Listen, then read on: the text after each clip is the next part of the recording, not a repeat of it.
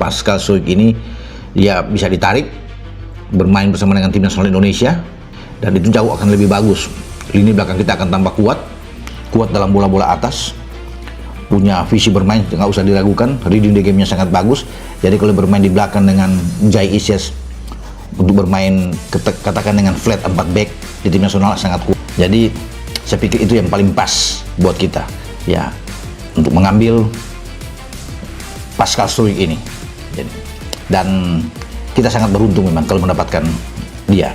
Market yang paling tinggi sejauh ini Pascal Struijk ini bisa membela timnas Indonesia, guys. Dia itu bahkan mengalahkan Michel Gas. Nah, Pascal Struijk ini juga udah main 10 kali. Meskipun di posisi back, tapi dia sudah mencetak 2 gol, guys, dari 10 pertandingan. Dan ini dia baru cetak gol kemarin ya, waktu lawan apa kemarin itu. Dia pokoknya dari tendangan corner, terus dia sambut, dan wah itu golnya indah banget sih.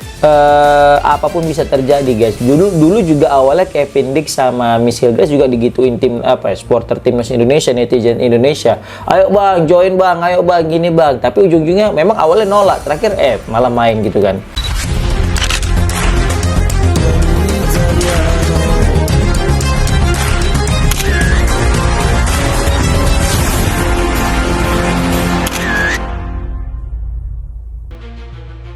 Bikin geger, pemain keturunan termahal Pascal Struijk setuju dinaturalisasi. Efek instan pelatih baru timnas Indonesia. Dunia sepak bola nasional kembali diguncang kabar besar. Publik Indonesia dibuat geger setelah Pascal Struijk, bek tangguh yang berkarir di level tertinggi Eropa dan disebut sebagai pemain keturunan termahal, secara terbuka menyatakan kesediaannya dinaturalisasi dan membela timnas Indonesia.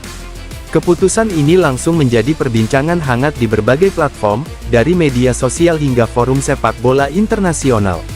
Langkah monumental ini tidak hanya menambah kekuatan skuad Garuda, tetapi juga menjadi bukti nyata efek instan kehadiran pelatih baru yang membawa visi besar dan ambisi global untuk timnas Indonesia.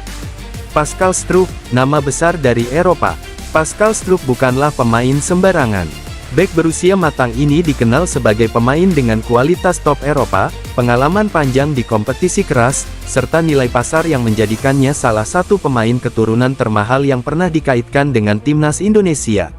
Struijk dikenal sebagai bek modern, kuat dalam duel udara, tenang dalam menguasai bola, mampu membangun serangan dari lini belakang, memiliki leadership tinggi di lapangan. Karakter tersebut membuatnya menjadi sosok yang selama ini sangat dibutuhkan timnas Indonesia, terutama untuk meningkatkan kualitas lini pertahanan di level Asia dan dunia.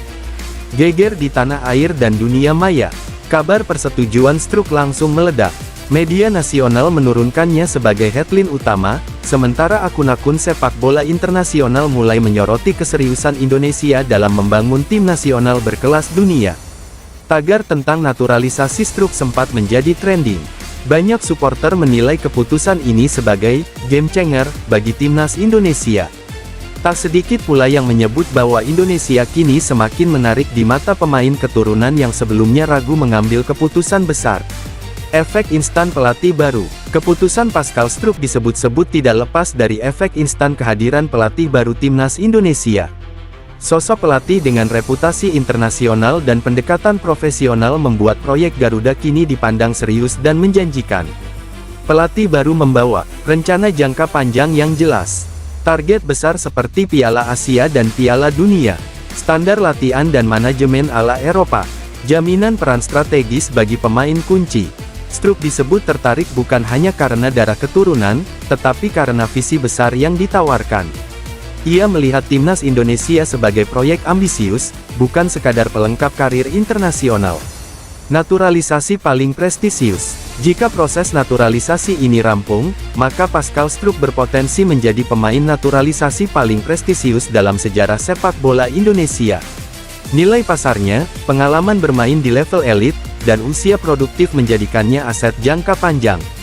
Kehadirannya diyakini akan mengangkat level pertahanan Indonesia secara signifikan, menjadi mentor bagi bek-bek muda lokal, meningkatkan kepercayaan diri seluruh tim, membuat lawan berpikir 2 kali saat menghadapi Garuda, dampak psikologis bagi lawan dan pemain lokal.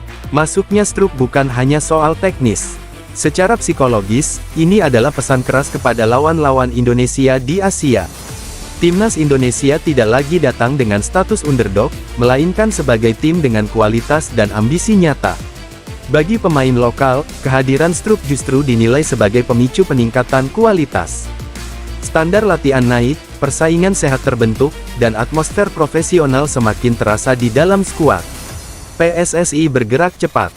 PSSI disebut langsung bergerak cepat menindaklanjuti kesediaan Strouk.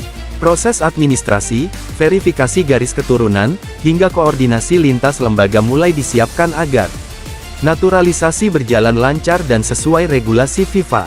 Federasi memahami betul momentum ini. Keputusan Strouk dianggap sebagai pintu pembuka bagi pemain-pemain keturunan lain untuk mengikuti jejak yang sama.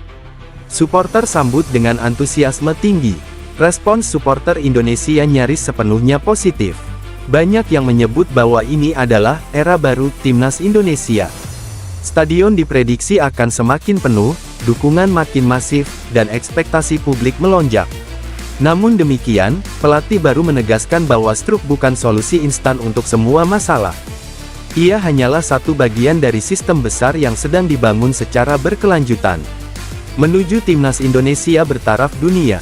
Kesediaan Pascal Strouk membela Merah Putih menjadi simbol bahwa sepak bola Indonesia kini punya daya tarik global.